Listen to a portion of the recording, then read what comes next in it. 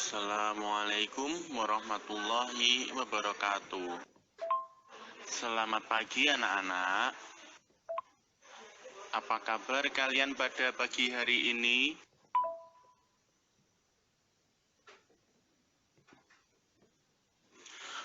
Untuk memulai pembelajaran pada pagi hari ini, kita awali dengan berdoa dulu. Berdoa mulai selesai. Untuk presensi pada pagi hari ini, silahkan kalian mengisi link di bawah ini.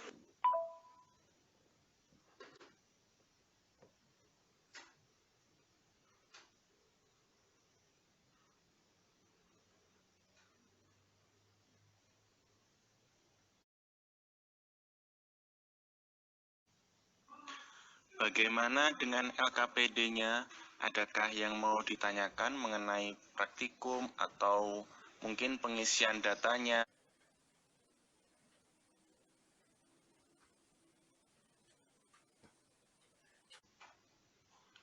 Oh iya, ini untuk langkah kerja yang kedua, itu bisa juga dibandingkan dengan percobaan menjatuhkan kelereng kecilnya dari ketinggian yang lebih dari 30 cm. Atau kurang dari juga tidak apa-apa. Yang terpenting, ketinggiannya harus berbeda. Bagi yang baru bergabung, nanti bisa menanyakan tugasnya ke temannya ya.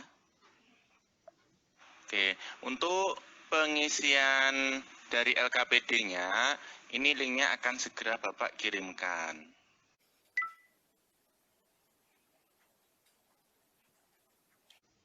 Iya, untuk tugas LKPD-nya ini dikumpulkan hari ini ya, Bapak tunggu sampai jam 10:15.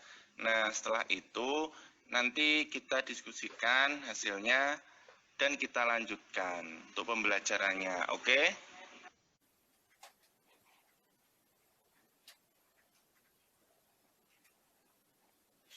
Oke, jadi ini sebagian besar sudah selesai ya dan sudah mengirimkan.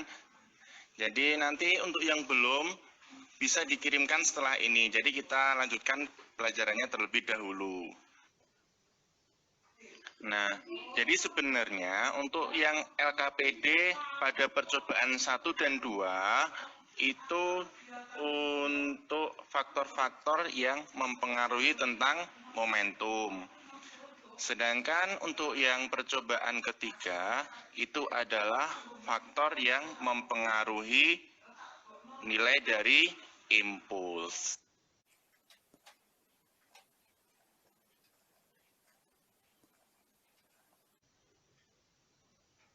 Oke, jadi kan sebenarnya tadi seperti ini ya. Materi yang kita pelajari hari ini itu kan impuls dan momentum.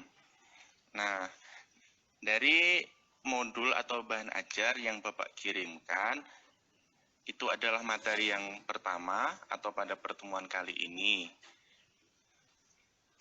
Nah, di situ ada penjelasan bahwa momentum itu adalah tingkat kesukaran dari sebuah benda untuk digerakkan atau dihentikan.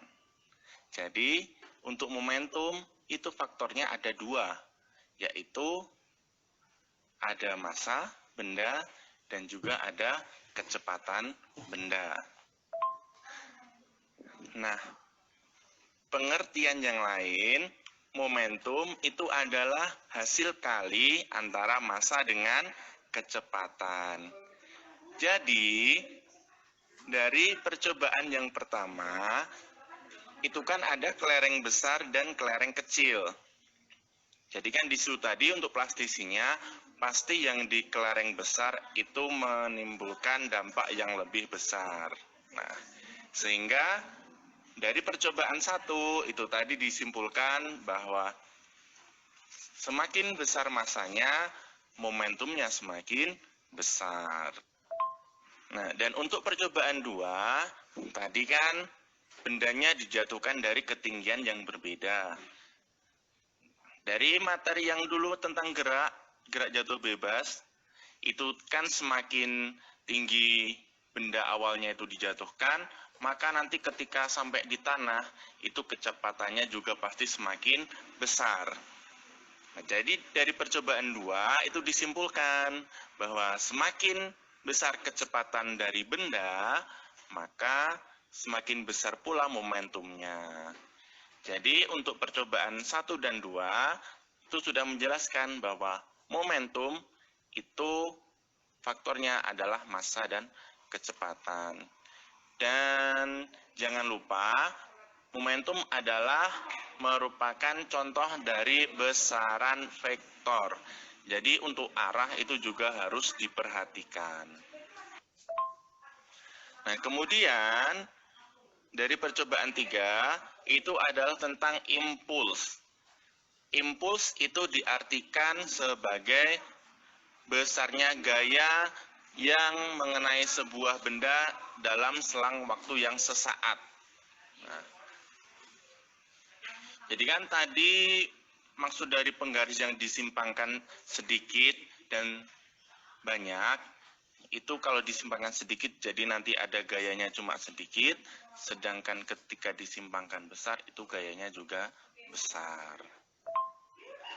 Nah, dari percobaan 3 itu juga, di situ tadi kan diberi gaya yang besar akan menghasilkan impuls yang besar. Dan impuls yang besar itu ditandai dengan kelereng yang bergerak lebih cepat. Nah, kenapa demikian? Jadi, antara impuls dan momentum itu kan ada hubungannya, bisa dibaca juga dari modul. Itu impuls adalah perubahan momentum.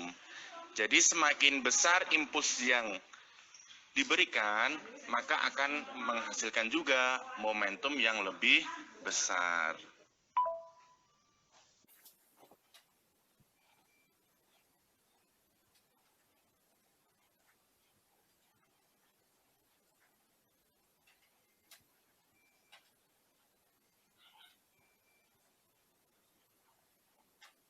Oke, kalau sudah ada yang jadi, boleh di-share di grup ini untuk pembahasannya ya. Oke. Mungkin kalau masih malu mengirimkan jawaban, ini Pak Guru kirimkan jawaban punya Pak Guru, nanti bisa dipelajari apakah jawabannya sama atau belum, begitu ya.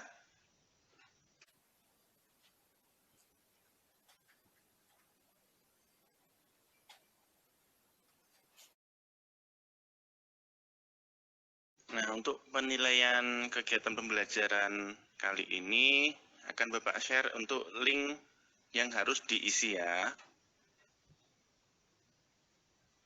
Untuk mengakhiri pembelajaran kali ini, kita berdoa terlebih dahulu.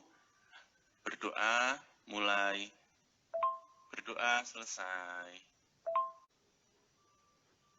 Oke, dan jangan lupa tetap semangat dalam belajarnya, tetap jaga kesehatannya, dan tetap ikuti protokol kesehatan jika kalian keluar dari rumah. Oke, demikian. Assalamualaikum warahmatullahi wabarakatuh.